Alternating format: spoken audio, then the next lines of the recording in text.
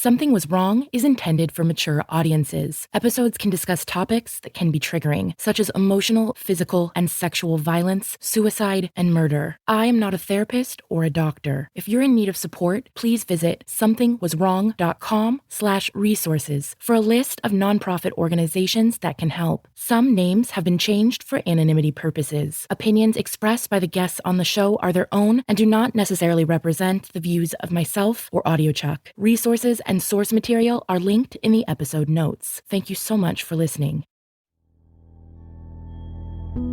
So I had gone inside just to get privacy and be away from everybody. And I called her mom, and it felt really strange to be letting her know this, but I just tried to tell her as best as I could. I let her know, your daughter was arrested at work for shoplifting. She was supposed to appear in court on the 14th, and she didn't. And she has a warrant out for her arrest. And I have not heard from her since before she was arrested. And I don't know where she is or where she's gone. And her mom was just devastated. She was really almost hysterical over the phone, really loud crying and screaming and cursing Janet's name, just angry. And then she started saying, I can't believe this is happening again, not again. And I was like, hold up, again? She explained to me that this is not the first time Janet has been in trouble with police. And it's not the first time that she didn't appear for a court date. And that's when everything starts unraveling to me.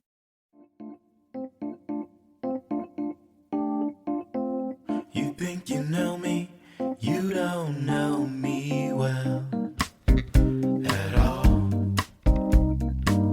You think you know me, you don't know me well at all. You think you know me, you don't know me well. You don't know. So Janet's mom starts telling me from the beginning. From what she said, it sounds like she was only ever familiar with Janet having issues with the law when it came to drinking issues. So she had several DUIs from the past. Most recently, Janet had a DUI from, I believe, the year before I met her.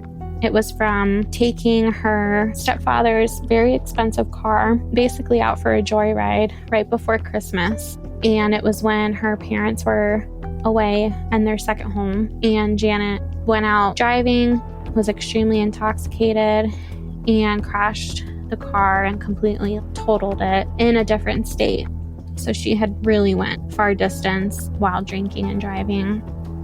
Thankfully, she wasn't hurt, and I don't believe anybody else was hurt, but she was arrested from that incident. And I think she had to spend time in jail over Christmas that year. And as a result, her license was suspended, which made a lot of sense when I learned that, because when I met Janet, she was constantly walking everywhere, even in the winter time. And she had told me it was because she was on this regimen of walking and trying to stick to her exercising and getting all her steps in, even though I thought it was really strange because in the harsh winters, she was even doing that. But I just took her word for it because I had barely known Janet at that time when she didn't have her license. And so that was the most recent incident. That was the incident that Janet was supposed to show up for court and she didn't. And they had law enforcement go and drive past her address and saw her truck, and they went inside and arrested her. And then that's when she had to call her parents to let them know what had happened. That was the last time they had really trusted Janet with the house and being there on her own. And so this particular winter was the first one that they had left for a long period of time again. Her mom told me about other times she had had DUIs. She had a history of DUIs in her previous home out on the West Coast, as well as I think her mom maybe knew about some minor theft charges she had there. And that was kind of her whole reasoning for moving to the Midwest and to our town, was because she was trying to start over. Her parents felt at a loss for how to help her. And I think that that was kind of maybe one of their last resorts or last options, was to have her come live with them and start fresh and new with them.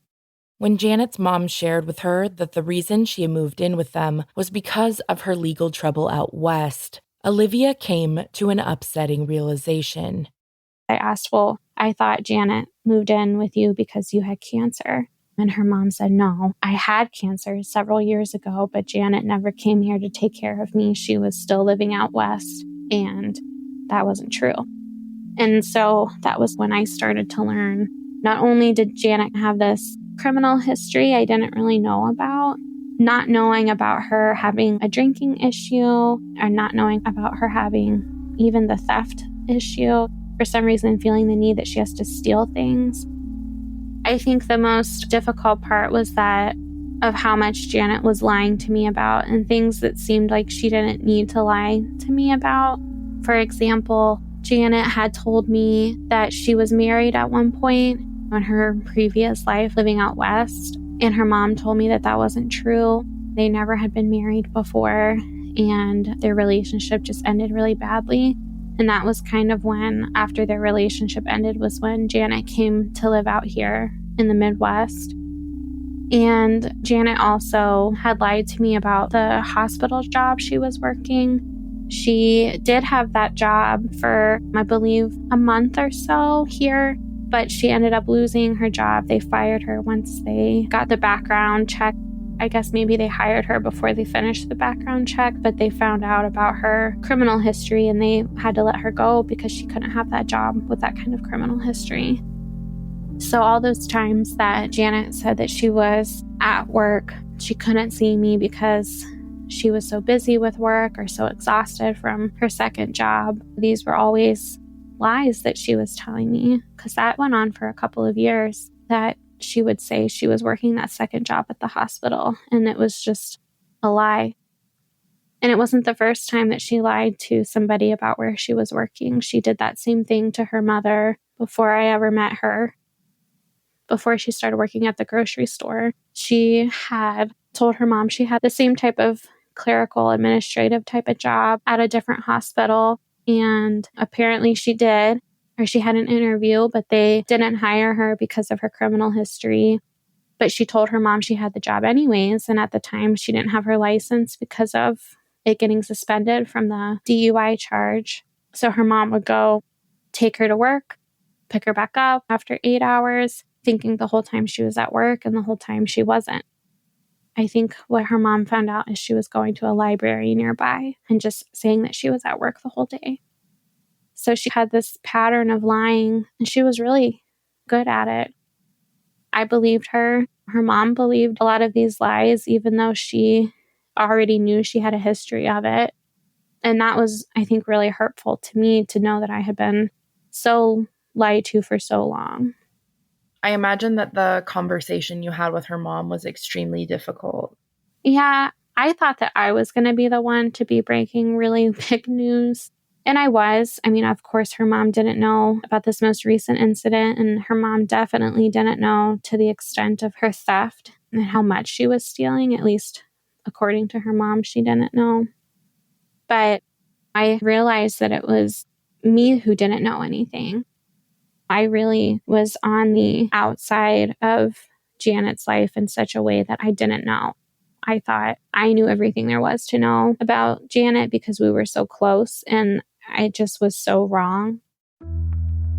The next time they spoke, Janet's mother called Olivia, who was at work, to give her a heartbreaking update.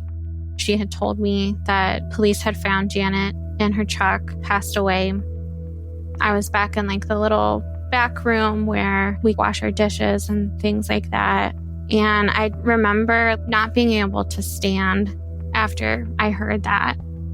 You always hear how people say, I fell to my knees and stuff like that. And it's really a true saying that you truly do kind of lose your balance when you hear news that you just were not expecting at all, and something just so horrific.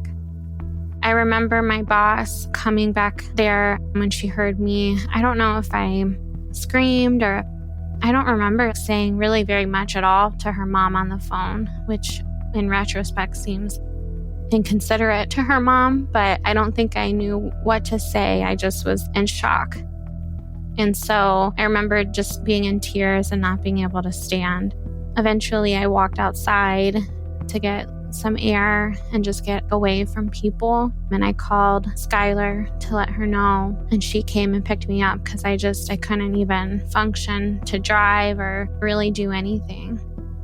And honestly, thinking back on it, even though it was only a few years ago, it's hard to remember what happened after that, like what I did the rest of the day. I remember just laying in bed a lot and crying. Trying to navigate her grief while also longing for an explanation, Olivia began searching for answers as to how Janet had died. I didn't really give myself a lot of time to just grieve. I went into this, I need to find out every little detail I possibly can because I just wasn't okay with knowing that this all happened so quickly.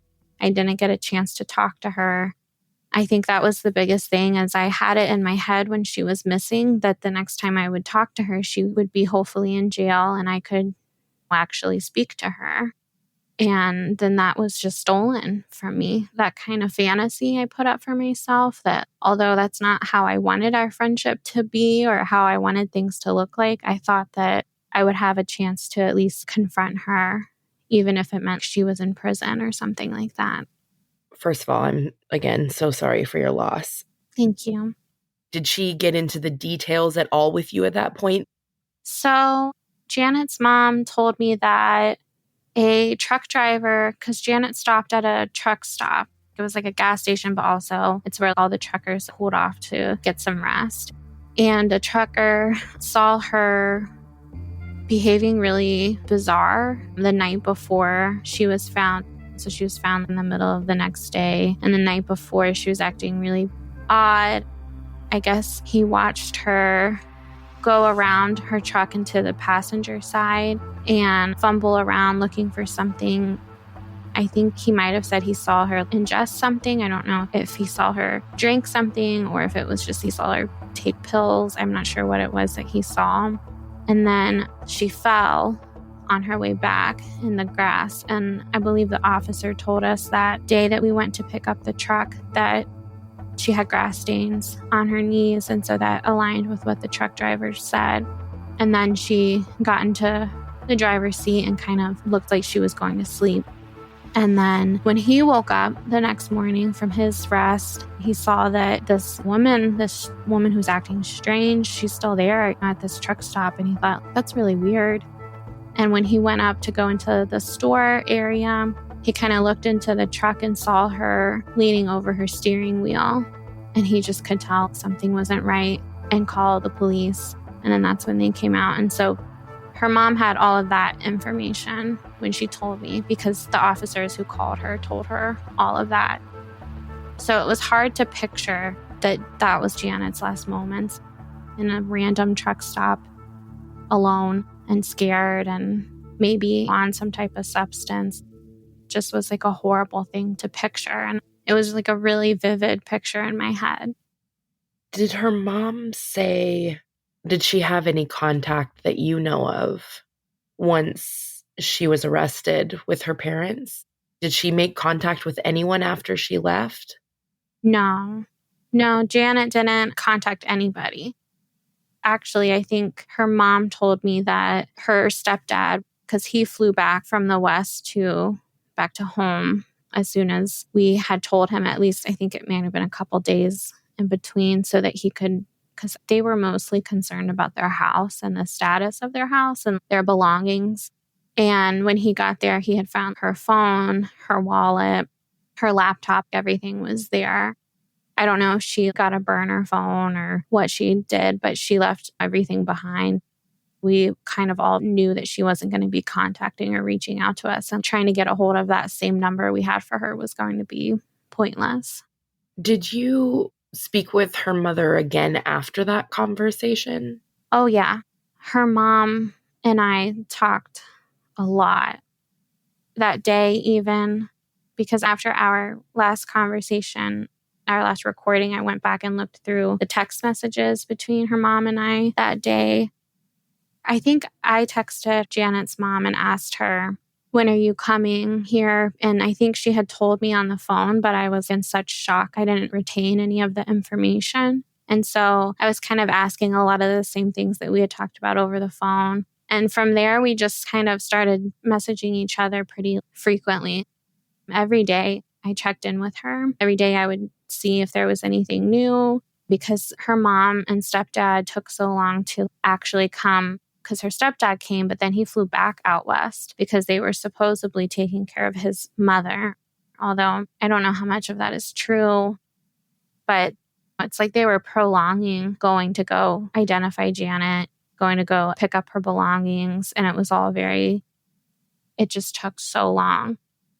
We didn't end up going until March to actually go and pick up her truck and identify, or we weren't able to identify her, but just to pick up her belongings. And I always was asking for updates on the autopsy report and just things like that.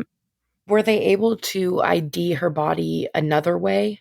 My understanding is that you go in and identify in person, but sometimes they use dental and things like that. Was that the case here?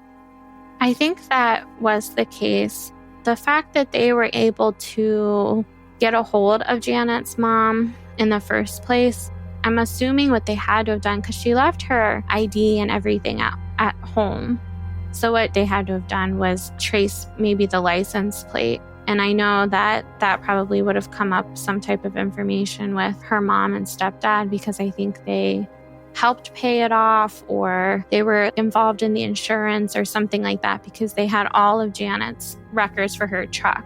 And I think that's how they found her mom.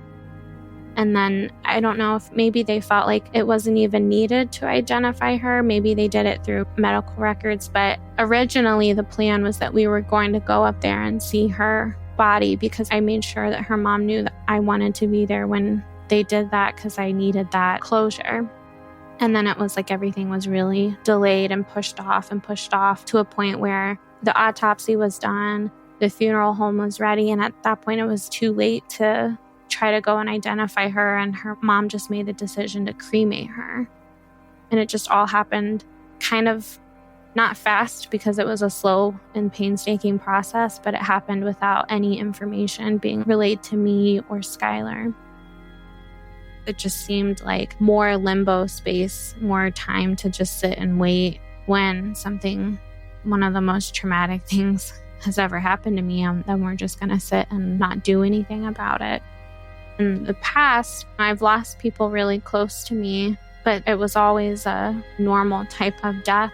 Old age or illness or something like that was what I was used to. And then you have a funeral, you celebrate who that person was, and you do those things that you're supposed to do. And this situation was so far different from what I was ever used to with how you process and grieve over someone dying.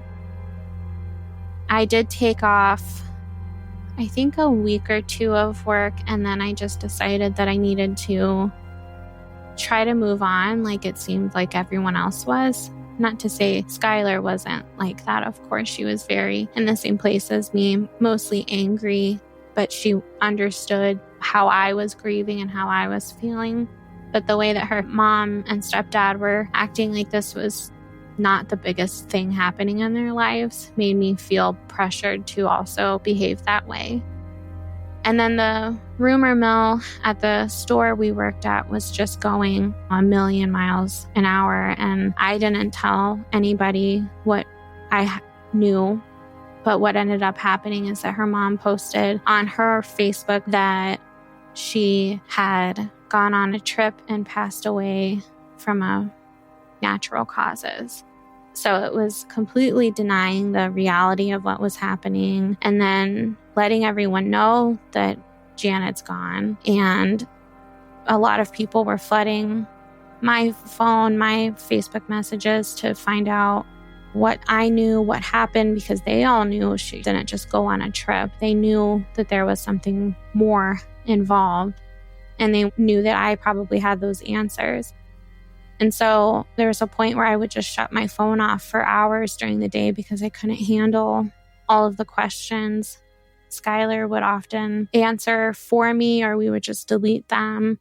I even had Janet's family members reach out to me, which I thought was odd, instead of like her mom. It was overwhelming. I didn't know how to deal with all of everyone's questions because I had so many questions. And I also was very possessive of her dying. I felt like right now that's my pain and I can't focus on anyone else's pain except maybe her mom's and Skylar's. It just was a really awful time. There was no type of memorial service. Her mom never had one.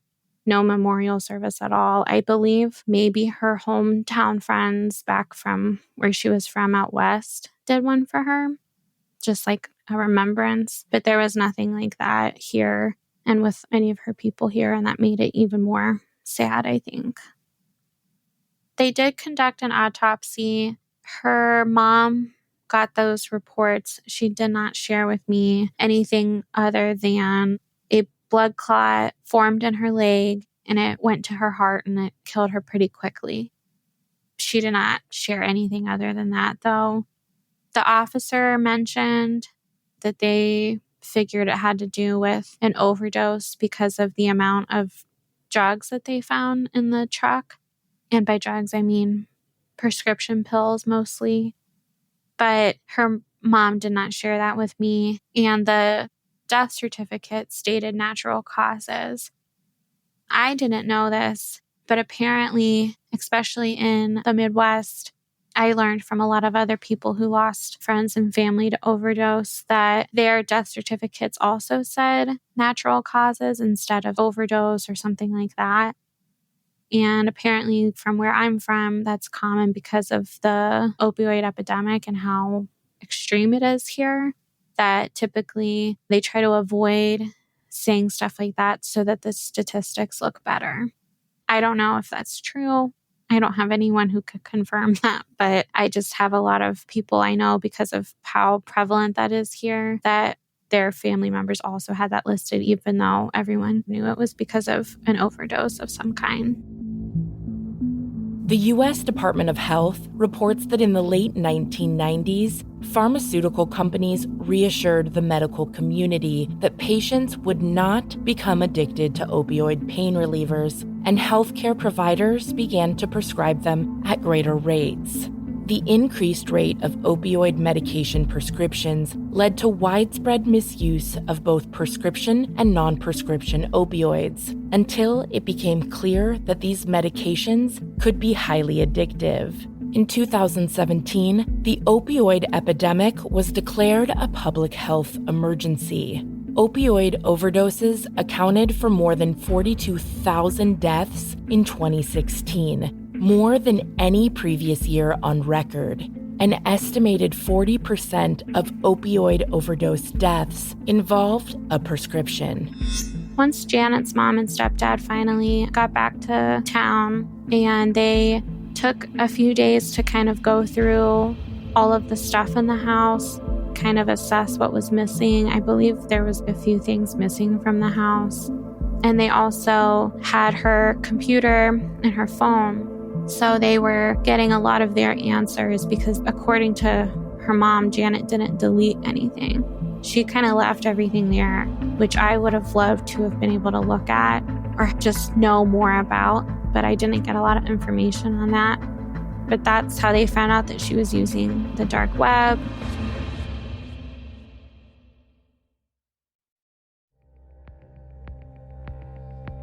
The dark web is a hidden collective of internet sites only accessible by a specialized web browser. It is used for keeping internet activity anonymous and private, which can be used for illegal activities, such as buying illegal drugs and firearms. About 80% of dark web traffic is related to accessing child pornography. It's also used to access sites used for human trafficking, fake IDs, stolen credit cards, and other various illegal activities. Although not all content on the dark web is illegal, more than 60% of the sites host illicit material. It's how they found out about conversations she was having with people in the days and moments leading up to everything. And so I'm sure that also added a huge element of more processing to do for her. But they took some time to just assess the situation at the house. And then once they had that in order, we had to wait a couple days longer for the funeral home to be ready for us and have the death certificates made up. And then once everything was all in order, because they wanted to avoid as much as possible going up there and then having something not be ready or done, which makes sense. It was about a 5-hour drive. Once they were ready, they said that we're going to have to bring this truck home. And they told us that they wanted me to have it, which I kind of was like, anything I can get that feels like a piece of her, that's fine. I don't really know what I'm going to do with her truck. I know it was an older one, and I just said okay and went with it. But I think that was the biggest reason why Skylar and I were able to go with them up there, because they knew that they needed someone to take it back. And I know that neither one of them wanted to be the one to have to drive in it. So we all drove up, the 4 of us together in their car. When we first got to the funeral home and we picked up Janet, and the urn that Janet's mom had picked out was really pretty. After picking up Janet's remains at the funeral home, they headed to the police station. Upon arrival, an officer took them into a small room to go over Janet's belongings that were found with her body. He gave Janet's mom a purse that they found in there, but it didn't have any IDs or cards. It had a lot of cash. I think it was all the cash that Janet had left with her, and they gave that to her mom and her stepdad. And then he took us to this large evidence evidence garage. And they pulled the truck out and they opened up all the doors and gave us some trash bags and then said just to start cleaning it. It was a rushed process because I think there's a couple reasons why it was so rushed. I don't think Janet's mom and stepdad really wanted to linger in that truck for very long, which I can't blame them. But it also seemed like we were on a timeline with the officer standing there waiting for us to just get it done. And honestly, it was all such a blur that I feel like I don't even remember how we got to the truck and the evidence garage. And everyone just started going in and putting everything in trash bags. And I didn't know what to expect, but I thought we would look closely at. These were her last moments that we were getting to look at. And it seemed really bizarre to me that we were all so quick to just start stuffing stuff in trash bags. Remembering just what everything looked like, how she was living in her truck. I hate that she felt like she deserved to live like that. For whatever reason, she felt so much guilt that she deserved to live in a truck that way. Just, it made me really sad then, and it still makes me sad now. But it was a mess. It was clear she was trying to, wherever she was going to go, she was trying to start a new life because she brought with her a lot of clothes, all her jewelry, things that her mom said she kept on her nightstand. So important things. Her initial thoughts were not to go somewhere to die. She was going somewhere to live somewhere else and start fresh. So when the officer opened the doors to the truck, the smell just hit me like a ton of bricks. I still remember that smell. It smelled like her. Rose was always her favorite scent, but it also smelled like spoiled food, and it just was the saddest smell. I know that probably sounds kind of silly, but it's just something that stuck with me. And so when I kind of was hit in the face with her smell mixed with the smell of death, honestly, it was overwhelming. So I was watching mostly Skylar because she looked back at me to check in with me, and she's like, "You don't have to do this." Then it clicked that they're putting things in trash bags, and so I tried to look to see what I could. We were all holding our own, and I tried to see what looked like valuable or worth keeping before someone else could grab it. And I saw 4 journals sitting underneath the seat, the passenger seat, and I just grabbed them and stuffed them in my bag, and I wasn't going to throw them away. I was going to keep them with me, and I started just having Skylar hand me all the things that she could see that looked like we should keep because she knew how I felt. I even asked her mom and stepdad if I could keep their bags, even though most of them were just trash, and I did. I took all of the trash home and siphoned through it later just to make sure none of it was an answer to any of my questions. But I also remember hoping maybe in there was a picture frame I gave her. I had just given it to her for that Christmas. At the time, I didn't have a lot of money. I was just beginning school and I was paying for everything mostly out of pocket as I worked. And I didn't have a lot of money for a lot of things. And I always wanted to give Janet something back in the way that she gave me so much. And I could never seem to do that properly because, well, I thought she was buying me all these things, but I knew I couldn't afford anything nice or a lot of gifts like she did. And so I just ended up making her a picture frame of me. It's a picture that me, her, and Skylar took together. It was one that you can paint, and so I painted it. And I was really hoping that it would be in the truck somewhere, because I remember hoping she thought about me and thought about the fact that she was leaving me behind. And I felt really selfish with that being something I was really looking for, but just was at the time something that really meant a lot to me, knowing that at least maybe she thought about me and was going to miss me. But the picture frame wasn't in there. I always asked her mom if it was anywhere inside her bedroom or anything, and her mom said she never found it. But the main things that we really kept and looked at, especially on the drive home, were these 4 journals that I picked up.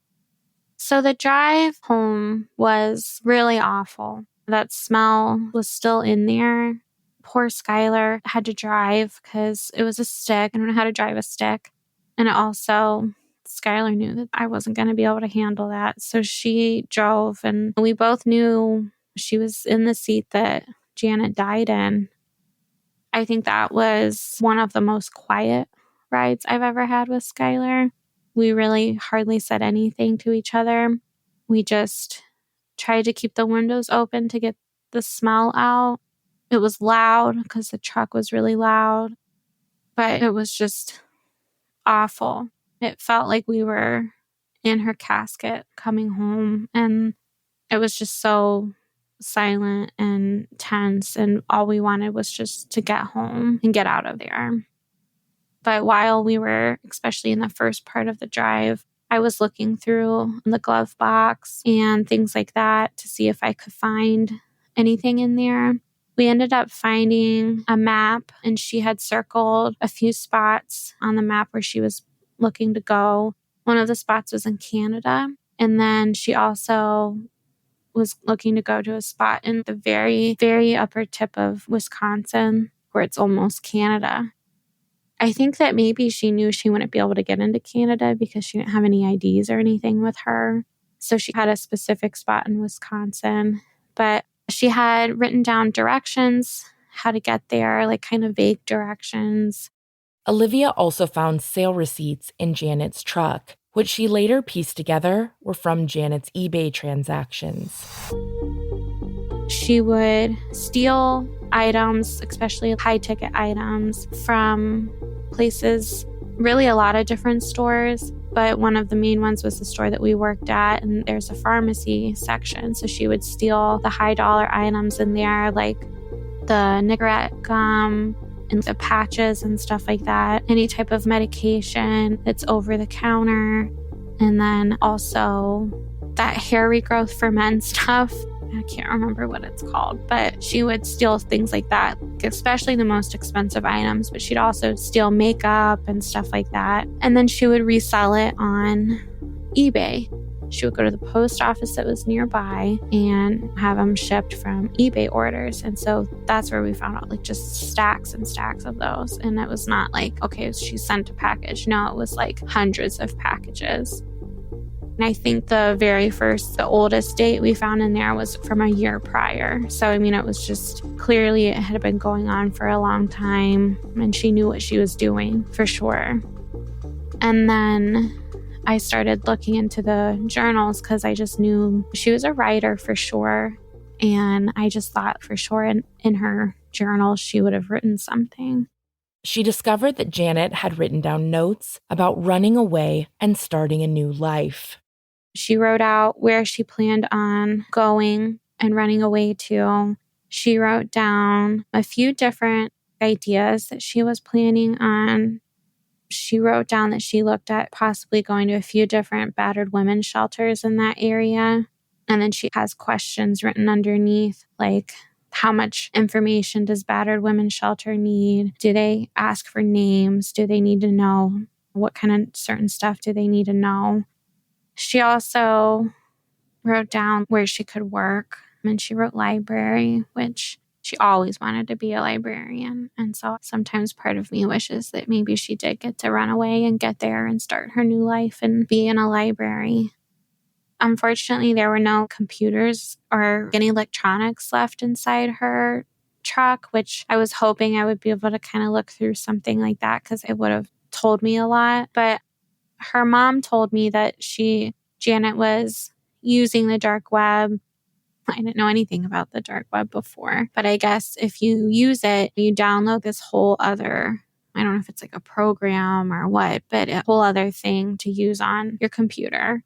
And she had that downloaded and she could see, she still had tabs open that she was looking at before she left. And her mom had told me that. I asked her several times, well, what did you find? What was on there? Can you tell me and share with me? But she just never wanted to open up about that with me.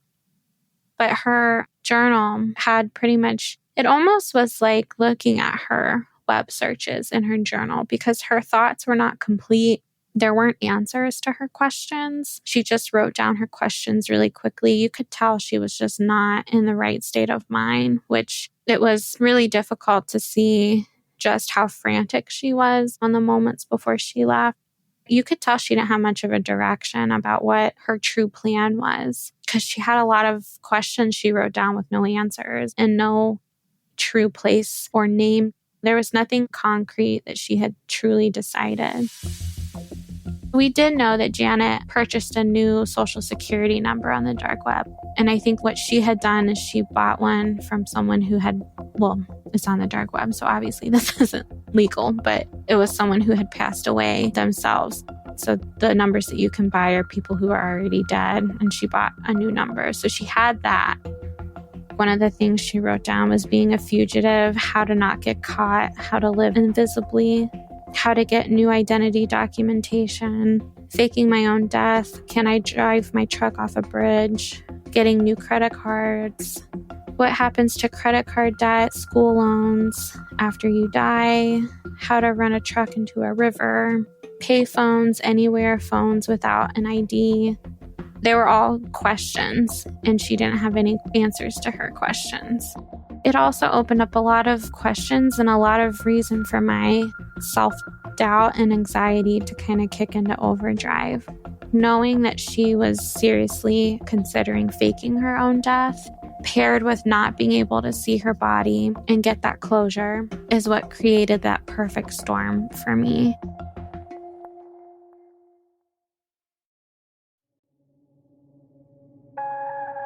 And that's kind of what created my obsessive thoughts about, is she really alive somewhere? Did she actually make it to where she was supposed to go? And she successfully faked her own death somehow. And I really would convince myself of some pretty crazy scenarios because I had so little answers. So it was helpful to have her journals for sure. They're the one pieces of her things that I will never get rid of. But it also opened up a whole other door of things that I didn't even know I was going to have to wonder and obsess over for so long. Do you still have those lingering thoughts, or did you find resolution? I still have those lingering thoughts for sure. They're not as prevalent, and that's not every day anymore, or even every week or every month. But every now and then When I check the mail, I'm hoping that maybe it's a card from her saying, I'm okay, baby. Everything's fine. And this is where I am now. And this is my new life. And I think most of that is just comfort thoughts for me. But it took me a while, a good year. I was just really irrational for sure. And I was creating a whole other space for my brain to go to and live in. A space where she was alive and I would be able to talk to her again. And I was obsessed with getting answers, just totally obsessed. I would spend hours and hours and hours Googling and researching everything about her, everything about what could have happened. Can people fake their own deaths? I went down a rabbit hole. And I even would find myself Googling the same things she was researching just so I could feel like I knew what she was looking at and what kind of things she was thinking about right before she made her decision. If I hadn't had her journals and everything, I wouldn't have really known what was her purpose of fleeing. Did she have a plan? And she was probably so not in the right mind just from the trauma and everything else. And then I think she was just using drugs and drinking the whole time as well, that she couldn't even get very far, only 5 hours away, but she was gone for almost 2 weeks. That's kind of an odd place to land. Sometimes I wonder if maybe she was on her way back down here. There's a lot of those questions that just eat at me for sure.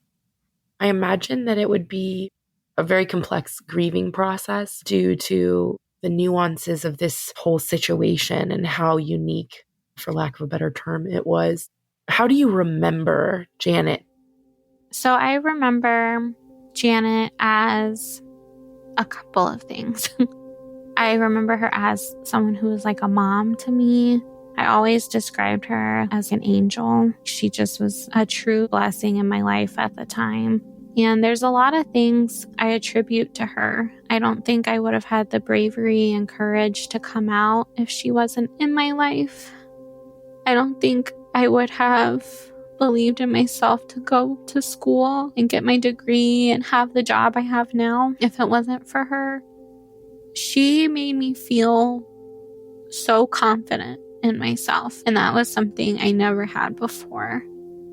And sometimes on my worst days, I still think about her and think about, well, what would Janet say right now if I told her what I was going through? And she would give me the best advice and a hug and hold me and tell me that I can do anything I set my mind to. And then I have days that I remember her as somebody who really deeply hurt me. And sometimes I think maybe she used that lost part of me to her advantage, and she could be someone she always, I think, wanted to be with me. And although I'm glad maybe that I could give that to her, I also really wish I could have had fully who she was, because it's just not fair what happened. And it's not fair that I was left with so many unanswered questions and all the lies I was told. I don't ever really feel anger towards her. I just feel really disappointed that she could have opened up to me. And it took me a long time to accept that it wasn't my fault that she didn't open up to me. Because for a very large portion of my grieving time, I blamed it on me and that I was too selfish of a friend. Because like I said, our friendship was mostly about me. And although that's not how I really typically go about friendships, I liked that it was about me because I felt important to somebody and I felt like I was the apple of their eye, and that I had never felt like that before. I don't think she was a bad person. I think she was really hurting and had a lot of pain that she felt like she couldn't share with anybody in her life. And I can't imagine how sad that must have been for her. As someone who carries their own pain and their own baggage, and I think about if I felt like I couldn't share that with anybody, what a horrible place you must feel inside your mind that you can't share that with anybody. And I don't think that makes someone a bad person. I think it consumed her pain and what she must have felt and went through every day. And I think that she struggled with addiction. I think that maybe when she couldn't look towards drugs or alcohol for help with her addiction, she stole. I don't know if it filled that void the way drugs and alcohol did or not. I don't know if she stole in order to get the drugs. It's hard to know what her reasoning was, but there's never a moment where I think it's because she was a bad person. That's why she did everything that she did. She was just in a lot of pain and really alone. I don't know for sure what it was like for her with her mom, but from my experience with her mom, I can imagine that they had expectations for her that maybe Janet felt like she couldn't live up to. I think being the only child, there was a lot of focus and pressure on her. And I also think that she maybe was struggling with a lot of things like mental illness for a long time, but I can't really imagine from what I know that that was a home she could have that addressed and dealt with. I'm sure she felt like she couldn't share that with anybody, especially because even her mom said to me one time afterwards, it doesn't make any sense because she would have helped her with money. If that was the problem, they had plenty of money, we would have helped with that. And it was clear she still didn't really understand it was a mental illness. It wasn't about money, I don't think. So when we got home from Michigan, I didn't really look at the bags that we had kept for a while. I would say at least a week or 2 weeks. And then I finally decided I was going to go through them one day. And a lot of it was just trash. Old stuff like food and clothes that had gotten torn or looked like they hadn't been washed and stuff like that. But there were, in all of the trash, there was all of these loose pills. So there weren't any actual pill bottles. It was just loose pills everywhere. And when I say everywhere, I mean everywhere. Every little crevice in the cup holders and in between the seat cushions and on the dashboard, just everywhere. Olivia sorted the pills and began researching what kinds of medications were in Janet's car. And it was just a whole buffet of pills. She had something that would help prevent seizures, and it was prescribed to people who had epilepsy. Janet didn't have epilepsy or seizures. Her mom said that. I knew from what I've seen with her, I never seen that that was something she needed to worry about. She had pills that were for high blood pressure, pills that were for heart disease, pills that were for something else. I think it was maybe just a strong painkiller. And I was researching why someone would have these pills. A painkiller makes sense. Okay, that's like an opioid. But the ones that were for epilepsy, for heart disease, I was researching those. And with the right combinations of certain pills, you could get a really specific type of high. And specifically, I think this combination was like a speed type of high. So she had just these combinations to get, I think, the different effects she wanted. Of course, she obtained these illegally. We researched them and saw you can't obtain any of these without a prescription. None of them. I think the only bottle we did find was something that had just it was in a foreign language. And her mom did tell us that she knew Janet would purchase things from some website for medication, but she kind of played it off as an easy and cheap way to get medicines, the same type you would get from your doctor. But clearly it was not because she was worried about high blood pressure, but because she was trying to get a high. Initially, Olivia had to continue working at the grocery store chain, despite how difficult it was for her to do so emotionally. But thankfully, she was eventually able to take a job doing something she absolutely loves. Currently, I'm a victim's advocate. I work for an abuse and rape crisis organization. I always knew that I wanted to get involved in this type of work since I was a younger teen. Specifically, I felt really called to this type of work because I'm myself a survivor of child sexual abuse. And I always felt really passionate about giving a voice to people who didn't have a chance to have one. I specifically, when I was in high school, I got really involved in work for human trafficking victims. I learned a lot about what that type of work looked like as much as I could as a volunteer and a minor. There's only so much they let you do. But I knew that it was something I wanted to be more a part of. After high school, I had a period where I wasn't really sure what I wanted to do yet.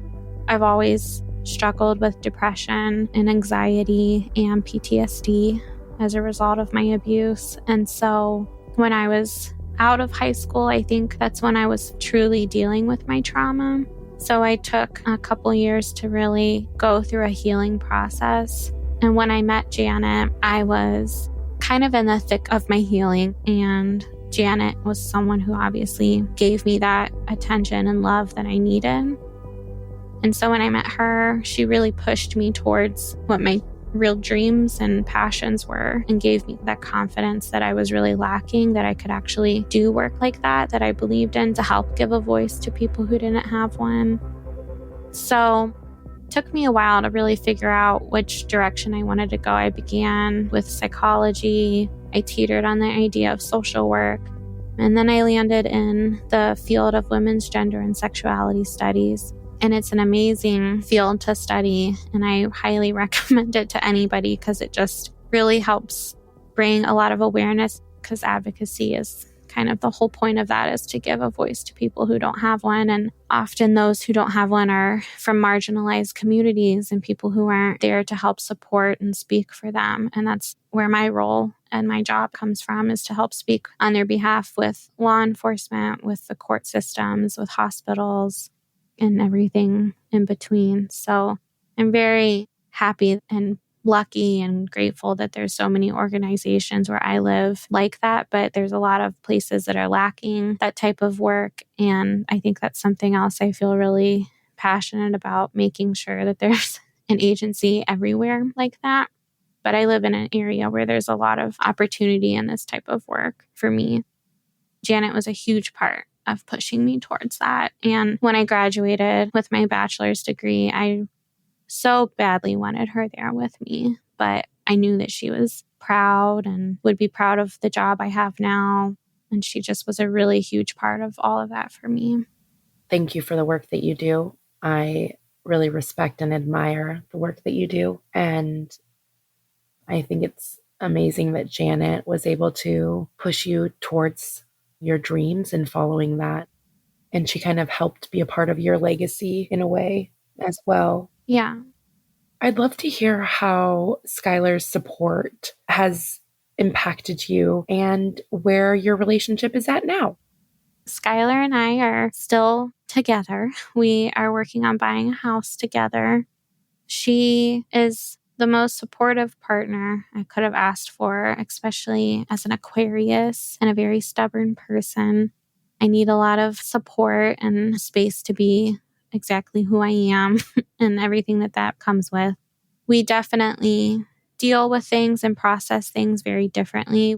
We are just completely opposite and have very little in common, but that's what I love so much about her. And she makes me be a better person and challenges me.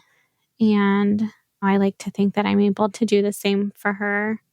I think we're still going through our own process of grief from Janet in our own ways. And we definitely deal with that very differently. But she's always been supportive of how I need to deal with that. The first day I had to go to therapy, the first session I had after we found out what had happened, when we found out that she was running away, I had Skylar come with me because I knew that I wasn't going to be able to get through all of it by myself. And since then, Skylar comes to almost all of my therapy sessions with me. She's very supportive and helps me. She's just kind of a huge part in my healing journey. And it's also been really healing for her too. She had a lot of her own stuff she had to learn how to heal from as well. So it ended up being a really awesome thing because she came from a family who was not super supportive of the idea of therapy. So she kind of grew up with that same idea that if you're going to therapy, there has to be something really wrong with you. And getting the opportunity to have her there with me because of what happened to Janet, I think was a perfect way to introduce her to what therapy looked like and what it could do for you. And I think in a lot of ways it helped her heal from everything as well, because it directly impacted her too. And she had a safe place to talk about how it affected her too. So we make a good team for sure. I really like your team. Thank you. So although I was, and I am a survivor of abuse, being a survivor of something that was kind of emotionally abusive, which even I have a hard time really saying that what happened with Janet was abusive, but it was traumatic. And I didn't know that I was going to have to deal with trauma from a friend. I kind of thought, okay, I had trauma from a predator type person, someone who I can find all the books and podcasts I need on that. And I've been to support groups for that. And that information is, although not out there as much as it should be, it's out there in some ways. But specifically going through something traumatic like that caused by a friend, it was hard to feel like I had anyone to relate to in that way, besides Skylar, of course. And so when I found this podcast, I was, of course, obsessed with it. And I zoomed through every season, and on my long commutes to work and nights when Skylar's wanting to play video games, I would sit and listen to the podcast. And then the second season was just so solidifying for me to hear that someone else had been traumatized by their friend and what that looked like, and to have those lies told to them by a friend. And I felt like, although our stories are very different, I still felt like I could relate to T in some way. And it just felt like, oh my God, it's not just me. I'm not just this like crazy phenomenon where something really weird and bizarre and hard to explain happened to me. Someone else went through that too. And it's also has been a really complex process for them too. I just felt so much more seen and heard, and like I wasn't alone in that type of trauma. I just want to say thank you so much for all of the time and energy that you have given to sharing your story on the podcast. It has been so eye-opening to me to speak with you and learn more about the nuances of grief and how trauma can be so different for each person. Something I think about a lot in the last year or so is intent versus impact. And sometimes, a lot of the time, the intent doesn't really matter. The impact it has on us is still painful. And I think that even if Janet didn't intend to hurt you, obviously you were still hurt and experienced trauma because of it. And it's understandable to me why that could be isolating to find others. And this is something that T has talked to me a lot about, how that can kind of feel very isolating and like you can't easily find someone who can necessarily relate to these very unique situations. So it makes my heart overflow to think about her story reaching you, because I know that that was her whole goal, was to reach that one person who needed it. And I think now you're doing that for someone else. That gives me chills. And I think survivors really get that and know how valuable it is. And it can be really, truly one of the most valuable healing things for us is to just sit with someone that says, me too. Yeah. The Substance Abuse and Mental Health Services Administration, or SAMHSA, is an agency within the U.S. Department of Health and Human Services that leads public health efforts to advance the behavioral health of the nation. SAMHSA's mission is to reduce the impact of substance abuse and mental illness on America's communities. SAMHSA's national helpline is confidential, free, and 24 hours a day, 365 days a year. It's available in English and Spanish for individuals and family members facing mental and or substance use disorders at 1-800-662-4357. This service provides referrals to local treatment facilities, support groups, and community-based organizations. Callers can also order free publications and other information. Thank you so much for listening. Until next week, Stay safe, friends. Something Was Wrong is an AudioChuck production, created and hosted by Tiffany Reese. Our theme song was originally composed by Glad Rags, covered this season by Basic Comfort. You think you know me, you don't know me well at all. You think you know me, you don't know me well. So, what do you think, Chuck? Do you approve?